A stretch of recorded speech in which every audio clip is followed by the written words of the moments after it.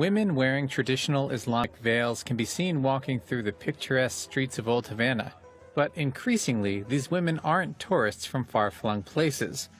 They are Cuban Muslims, and their numbers are growing by the day.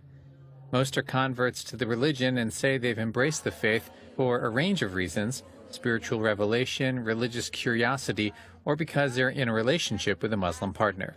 Yelin Fernandez says the transition has been a challenge. It was pretty difficult for me. My way of speaking, because you know how we Cubans are. We talk loud, we gesticulate a lot, but it all goes away little by little, with wisdom, of course, and understanding, and always asking Allah. There's only one mosque in the country, and finding halal food isn't easy.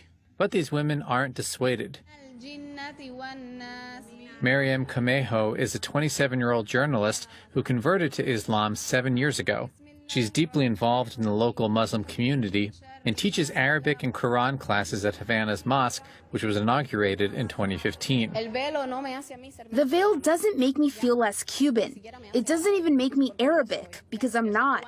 I'm a Cuban Latina, and I don't want to lose who I am or the idiosyncrasies of a Cuban. 35-year-old Isara Argudin says she's faced difficulties as a Cuban Muslim woman due, in part, to a general lack of awareness in the communist island. They've called me Taliban, they've called me crazy, they've even called me a nun, and then you realize that they don't know the difference between a nun, a Muslim woman, a Christian, a Jew, who all have their differences. Despite their growing numbers, Muslims are still a minority in Cuba. According to the Islamic League of Cuba, there are just 6,000 Muslims around the island, including some 1,200 women.